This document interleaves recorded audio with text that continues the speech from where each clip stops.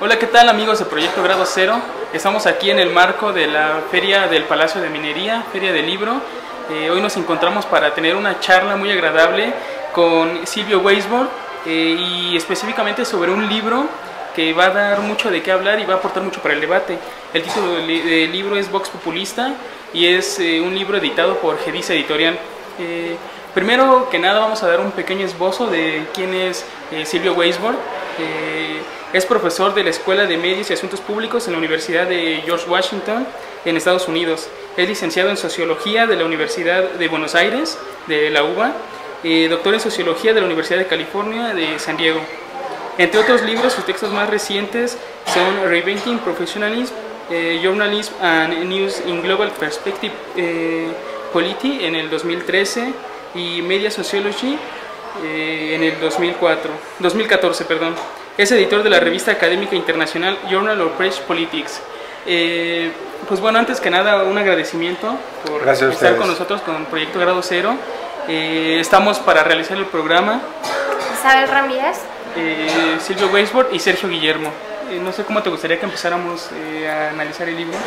Bueno, antes que nada agradecerle la presencia al doctor Silvio Weisbord y comenzaría preguntándole cuál fue su interés por realizar una obra sobre estos temas de los medios de comunicación, el periodismo y enfocado al populismo, ¿no? Porque leyendo su obra, me di cuenta de que va como muy enfocado a eso, específicamente a los países de Argentina, Bolivia, Venezuela, Nicaragua y Ecuador. Entonces me gustaría que nos comentara por qué realizar una obra enfocada a esos temas.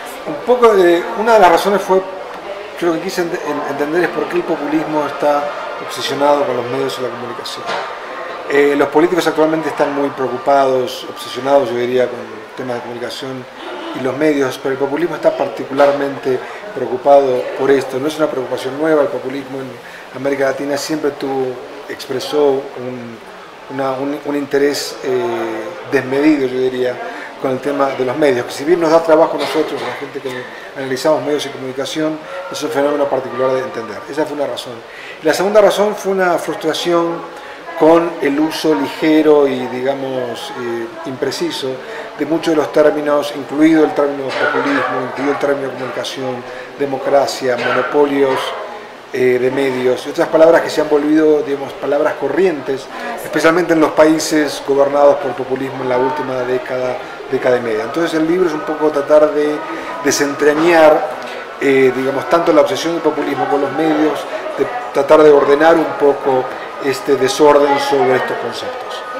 Gracias, sí, porque de hecho en unos párrafos nos comenta que no es correcto utilizar el término monopolio a los medios de comunicación, ya que este es un término, digamos, más económico, ¿no? Claro. No pertenece tanto. Si tú te fijas en la teoría económica o en análisis, digamos, sociológico sobre la economía de los medios, hay un uso más riguroso de lo que quiere decir un monopolio. Lo que pasa es que la política no está interesada en el rigor analítico, conceptual, está interesada en el uso político de las palabras, digamos, por eso la retórica. Es natural la política. El problema es cuando los académicos pensamos que los usos políticos de estos lenguajes es el uso correcto, digamos, ¿no? Y yo creo que ahí se han confundido un poco las cosas y el libro trata un poco de diferenciar justamente el uso y el abuso que desde la política se hace sobre estos conceptos y, digamos, el rigor que existe en la academia de entender qué es un monopolio, cómo se forma, cuáles son las consecuencias, cómo se mide eso. Hay gente que se dedica, digamos, a tratar de crear indicadores que demuestran que un mercado de medios está más o menos concentrado y cuáles son sus efectos. Pero estos son temas que para los políticos son demasiado complicados, ¿no? Así es. Y que los desconocen. No es que les parecen complicados, que realmente los desconocen. Entonces, para mí uno de los problemas justamente es esa contradicción entre de conceptos que tienen múltiples significados. Así es. Una segunda pregunta sería, ¿cómo se enfrenta en una democracia el desafío de promover oportunidades comunicativas en sociedades con persistentes inequidades de expresión? Las sociedades latinoamericanas son las sociedades más desiguales en el mundo. está demostrado. Pero también comunicacionalmente, digamos, los recursos que por lo general tenemos en nuestras sociedades dan oportunidades a un porcentaje bastante pequeño de la población de expresar sus ideas. Entonces, justamente este es el desafío. El populismo dice o reconoce que este es un problema, el problema de la desigualdad de oportunidades de comunicación, o que los recursos que tenemos dan prioridad a ciertas voces y no a la multiplicidad de voces. El problema es cómo se resuelve este problema. Y creo que el populismo no ofrece una solución adecuada, a pesar que tiene un diagnóstico que en cierta parte, que parcialmente es correcto. Entonces el libro es tratar de un poco de marcar los agujeros que tiene, digamos, la receta populista de qué hacer y tratar de ofrecer, digamos, alternativas frente a eso, digamos, ¿no? En América Latina tenemos problemas tanto de concentración de mercado como de concentración en las manos de los gobiernos. El tema es que en esta situación hay millones de personas que no tienen acceso fluido o que sus intereses, sus demandas rara vez aparecen en los medios, ya sea por factores económicos o por factores políticos. Y esto que es un desafío común desde México hasta Argentina, creo, ¿no? Entonces, si bien el libro se focaliza en algunos países, como tú mencionaste, creo que ciertos temas son temas comunes de Latinoamérica. De Latinoamérica. Lo que ocurre es que hay ciertos países que han estado gobernados bajo el populismo en los últimos 10 a 15 años, que tienen una situación particular que de alguna forma es diferente a lo que pasa en México, en Colombia, digamos, en otros países de la región. Sí, bueno, perdón. Me viene a la mente un economista que falleció el año pasado, José Luis San Pedro. Él hablaba mucho de esta relación que existe entre la forma de gobierno y la forma en la que se concesionan, por así decirlo, los medios para que puedan llegar, no sé, programas de televisión, de radio, de prensa, a la gente y a diversos sectores de la sociedad. Sí. Él nos proponía o nos decía que en realidad no existe una opinión pública, lo que existe es una opinión mediática, porque es lo que los medios nos orillan a pensar o nos orillan a creer, ¿no? Entonces, desde este punto de vista, podemos ver que sí es una característica que es muy visible en los países de Latinoamérica, pero también se traslada a países europeos, ¿no? En este caso España, y era un reflejo de cómo estaba la situación en el momento que lo analizaba San Pedro. Y creo yo que actualmente sigue igual, ¿no? Entonces es una tendencia, creo yo, que va, cómo van marcando los intereses para que la sociedad se interese justamente en lo que ellos creen, ¿no? Entonces, cómo poder de alguna manera remover todo esto, buscar un revés a toda esta situación que está en esta característica y no hablar del monopolio, ¿no? Porque como ya vimos que el monopolio es un término económico, sino cómo hablar o cómo poder luchar contra esta, digamos, tenencia en pocas manos de los medios de comunicación, que sin duda hoy en día es una parte fundamental para el desarrollo político de cualquier sociedad. Sí, estás totalmente en lo cierto. Lo que pasa es que se complica aún más el escenario y los términos si le agregas internet, digamos. Reconocemos que todavía existe una brecha digital que es importante, particularmente en algunos países de América Latina. Un porcentaje alto de la población todavía no tiene acceso regular, continuo a internet, pero internet complica mucho más esto. Porque cuando tú hablas de monopolio, en el sentido de los medios clásicos, puedes entender, digamos, que hay una cantidad de grupos de empresas que controlan una gran parte de lo que son los medios más populares, si queremos decirlo. Pero esto, en el sentido común de la gente, es difícil reconciliarlo, porque hay cientos de radios, cierto, de emisoras. Entonces, puedes hablar de monopolios, pero no se acomoda fácilmente con el sentido común que dice, pero bueno, tú tienes infinidades de oportunidades en televisión, especialmente si tienes cable o satélite, o en internet, donde realmente hay una suma ilimitada de posibilidades. Entonces, ¿cómo se traduce esta idea sobre la concentración de medios o de contenidos con una realidad que, si tú la miras de una perspectiva, digamos, laica, no del conocedor profundo, aparece como una realidad profundamente diversificada? Y esto creo que es un desafío que tenemos que explicar en general, digamos, si existe realmente una concentración de medios o de oferta informativa y de contenidos, cuando a primera vista aparece una gran cantidad de contenidos, mucho más que los que tenía la generación anterior a la nuestra. Y esto yo creo que es complicado de explicar. Entonces un poco el libro también trata de embarcarse en eso. Digamos, se puede hablar de monopolios cuando la mayoría de la gente no tiene la sensación de que eso es lo que está ocurriendo. Especialmente si tú eres un ciudadano digital que tienes una multiplicidad de contenidos a tu disposición, producido con diversos intereses y por diversos tipos de grupos. Entonces es más complejo esto que las teorías, digamos, convencionales sobre la idea de monopolios comunicacionales, informativos, o como quieras tú llamar. Entonces un poco el libro también se mete con esas cosas, ¿no? Creo que uno de los grandes problemas que tenemos hoy es que en realidad la gente tiene hábitos muy conservadores de uso de información. No es un problema solamente de la oferta, de la oferta que el mercado tiene de contenido. Si tú piensas en tu experiencia personal, la experiencia de gente que conoces, es factible que tú consumas los mismos contenidos diariamente, que rara vez la gente explore contenidos por fuera. Entonces tenemos hábitos de consumo de información muy conservadores, no en el sentido político, en el sentido de la rutina. Vale decir, y esto es un problema, vale decir que la gente vive como en burbujas informativas bastante cerradas, por más que hoy en día, especialmente si eres un ciudadano digital, tienes una oportunidad inusitada de tener acceso a información que jamás pensaste, más imaginaste, que nunca supiste que existía.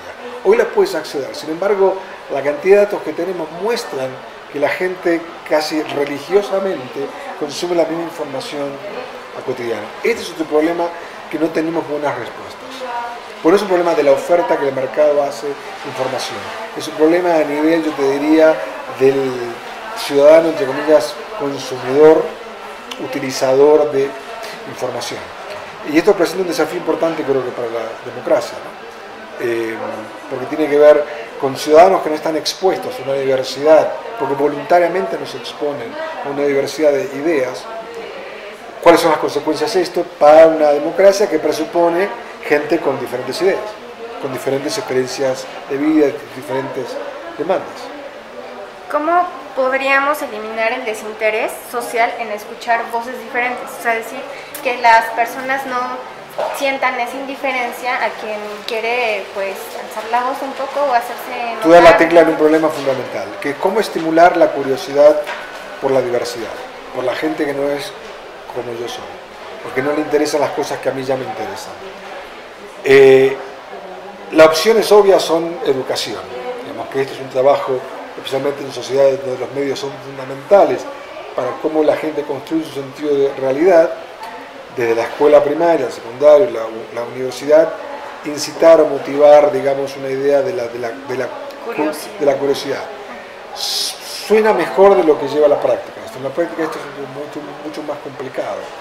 ¿Por qué? Porque nosotros consumimos información, porque intentamos maximizar la información. No queremos estar 2 o 3 horas consumiendo información que nos, entre comillas, nos eduque, o nos muestre el mundo que no conocemos. Lo más factible es que por casualidad nos encontremos con información o con ideas que desconocemos o que estamos opuestos. Porque nuestra tendencia es a buscar la información que ya es de nuestra preferencia y hacerlo de forma rápida, expeditiva. Entonces, esto yo creo que es un desafío, de nuevo, que no hay recetas o fórmulas mágicas de cómo estimular la curiosidad por la diversidad en un mundo y en una internet, digamos, que es más diverso de las vidas que nosotros llevamos a menudo. Más allá de tu clase económica, nivel educativo, simpatías políticas, afiliaciones religiosas, digamos, tendemos a vivir en mundos mucho más pequeños del mundo tan heterogéneo comunicacionalmente que vivimos. Y esto puede ser bueno o malo, digamos, pero hay consecuencias negativas de estas burbujas, digamos, en las que tendemos a vivir. Sí, digo, es parte fundamental para el desarrollo de una sociedad el que exista una buena comunicación, unos buenos medios de comunicación y que hagan llegar a los sectores que en realidad lo necesitan el conocimiento o de determinados fenómenos sociales, ¿no? Sí. Veo yo que hoy en día está muy en boga lo que está ocurriendo en Venezuela, ¿no? Y se habla mucho de esta limitación que tienen algunos periodistas para poder aportar lo que en realidad sucede en la vida cotidiana y que de verdad el el grueso de la población se pueda enterar cuál es Lo la que está situación pasando. real. Sí. Entonces, ese sin duda es un gran problema y creo que es necesario que se empiece a hablar más. Si bien es conocido en algunos sectores y es un tema de debate en aulas de clase, pero en sí, en la calle, en cualquier otro lugar, en un café, es muy difícil que alguien se ponga a realizar un debate, una charla sobre esto. Realmente informado, ¿no? O bueno, Pero eso es bastante justamente, información. porque hay una idea de que por la pluralidad de información que accedemos por Internet, por diferentes tipos de plataformas, ya sea Twitter, Facebook o diferentes sitios. Pero vivimos en un caos informativo y en sucesos y en países o en eventos donde las cosas suceden bien rápidas, estamos como ahogados de información. Y lo que la gente demanda no es información, demanda a alguien que les organice la información. ¿Qué es lo que el periodismo ha hecho durante los últimos 200 años? El periodismo lo que ha hecho ha sido como el cuello de botella, transmisión de la cantidad de información que existe en la sociedad hacia un público lector, un público audiencia. Nos ha ordenado el mundo, para mal o para bien, con todos sus defectos y algunas virtudes. Este rol no ha sido reemplazado por otra institución.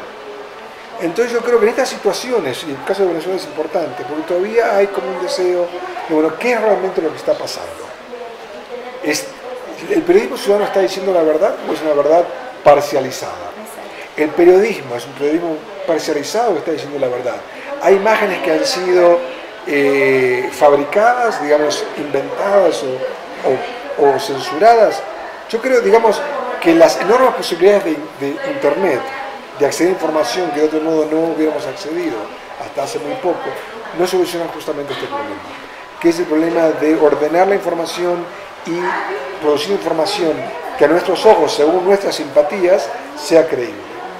Eso por una parte. El segundo tema es que lo que está pasando en Venezuela con las decisiones del gobierno nos sorprenden, digamos, son una continuación de una visión que el chavismo tiene sobre la comunicación y la política desde su comienzo, pero especialmente desde el golpe del 2002, en la cual se recrudece una visión, digamos, de amigo-enemigo, vinculada no solamente con la política, pero particularmente con la comunicación.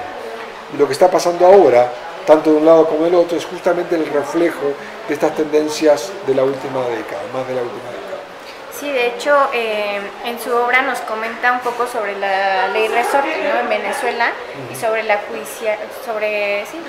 los medios y la judicialización de la expresión pública, que es un problema enorme para la democracia, especialmente en América Latina, donde tenemos un legado bastante preocupante al respecto, que es que el gobierno que se meta a judicializar lo que la gente dice. Está invadiendo, digamos, también otra esfera de poder, ¿no? Se está metiendo con otro poder, con el poder especialmente cuando tienes una tradición de que no hay contrapoder, de que no hay filtros o mecanismos de control de la acción gubernamental. Entonces, yo siempre estoy muy como reacio a la idea de la regulación del contenido, porque te metes en problemas más que en virtudes.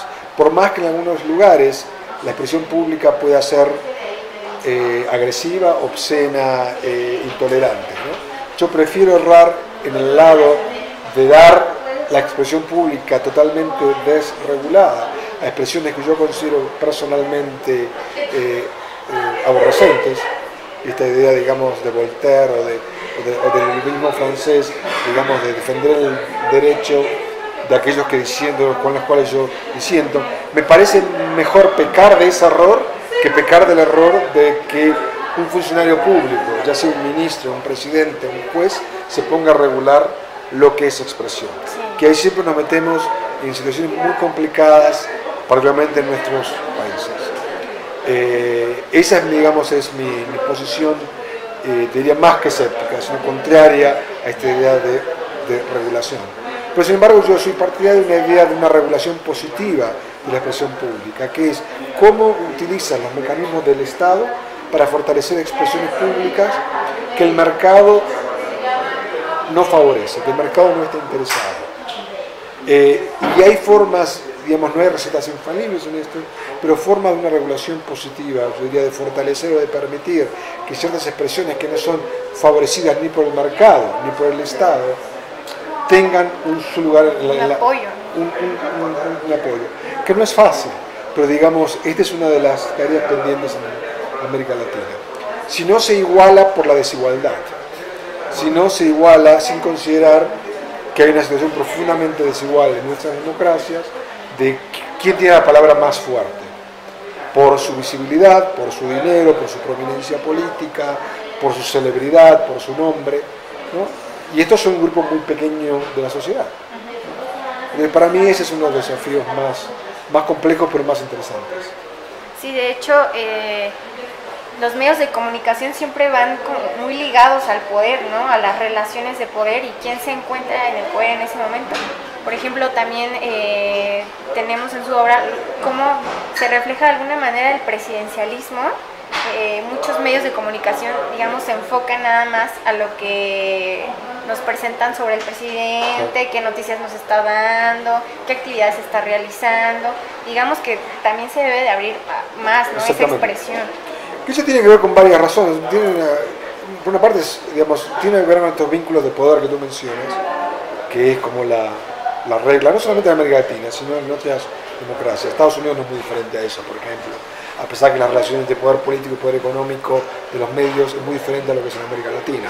Pero la figura presidencial es, digamos, quien hace noticias, quien produce noticias cotidianamente, inevitablemente. El tema es que esto puede tener sus ventajas, pero tiene sus grandes desventajas. Porque si un tema no aparece en la agenda presidencial, es casi invisible. Entonces, si un tema importante de la sociedad aparece en la agenda presidencial, tiene altas posibilidades de que sea cubierto por los medios o discutido.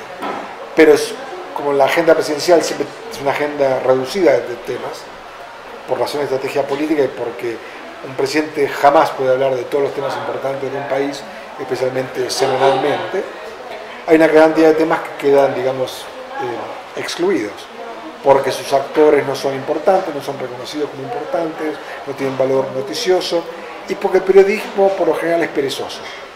No por una cuestión de deformación presidencial, sino por una cuestión de económica, porque no tiene los recursos para cubrir la complejidad de nuestras sociedades. Entonces es más fácil, más económico, cubrir lo que dice el presidente o lo que dice un ministro. Porque aparte los ministerios producen la información que llega al periodismo. Porque hay una relación, digamos, de producción de información que favorece, digamos, a aquellos que ya tienen esta estructura. Este es otro desbalance, digamos, preocupante, ¿no? Sí, porque tomar, digamos, todo el foco de atención en una figura, digamos, en un poder, cuando también es necesario hacia el poder legislativo o hacia el poder judicial, ¿no? Sí. Digamos que está desbalanceado. Como es profundamente, no, yo no diría que es antidemocrático, pero es poco democrático. Entonces, la democracia presume esta idea de la expresión pública, cuando lo que tú ves es un cuello de botella bien reducido, en lo cual solamente una parte muy ínfima de lo que es la expresión, la demanda, los intereses públicos son canalizados por los medios, por lo general, en lo que se convierte como noticia, como información. Sí, pues bueno, por cuestiones de tiempo tenemos que dejarla aquí la entrevista. Ha sido un placer verdaderamente y esperamos que nuestros escuchas, nuestros compañeros y amigos de Proyecto Grado Cero puedan nutrirse con esta pequeña charla. Posteriormente analizaremos algunas de sus obras, las demás que ha escrito, y también podríamos tener alguna charla para llevarla ahora sí que al grueso de la población que nos puede escuchar, ¿no? Hacer un poco de esta labor que estamos pregonando, de llevar a la práctica lo que leemos aquí, ¿no? Y pues bueno, nos queda más que agradecer a Gedisa Editorial por esta charla que podemos tener, Silvio Weisbord, y les repetimos el título, Vox Populista.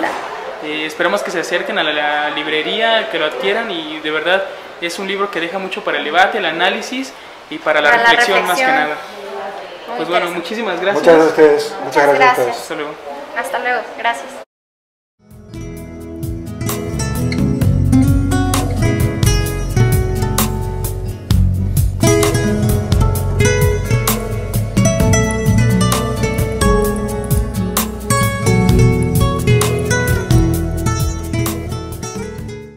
Silvio Weisbord es profesor de la Escuela de Medios y Asuntos Públicos en la Universidad de George Washington en Estados Unidos. Es licenciado en Sociología de la Universidad de Buenos Aires, de la UBA, doctor en Sociología de la Universidad de California de San Diego.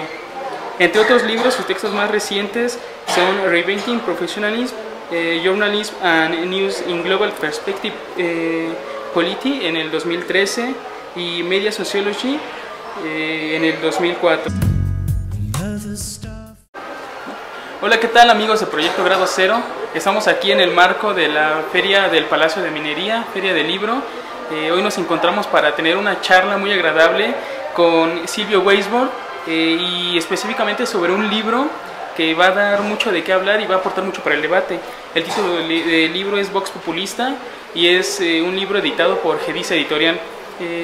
Primero que nada vamos a dar un pequeño esbozo de quién es. Por realizar una obra sobre estos temas de los medios de comunicación, el periodismo y enfocado al populismo, ¿no? Porque leyendo su obra, me di cuenta de que va como muy enfocado a eso, específicamente a los países de Argentina, Bolivia, Venezuela, Nicaragua y Ecuador. Entonces me gustaría que nos comentara por qué realizar una obra enfocada a esos temas. Una de las razones fue 2014, perdón. Es editor de la revista académica internacional Journal of British Politics. Pues bueno, antes que nada, un agradecimiento por estar con nosotros con Proyecto Grado Cero. Estamos para realizar el programa. Isabel Ramírez, Silvio Weisbord y Sergio Guillermo.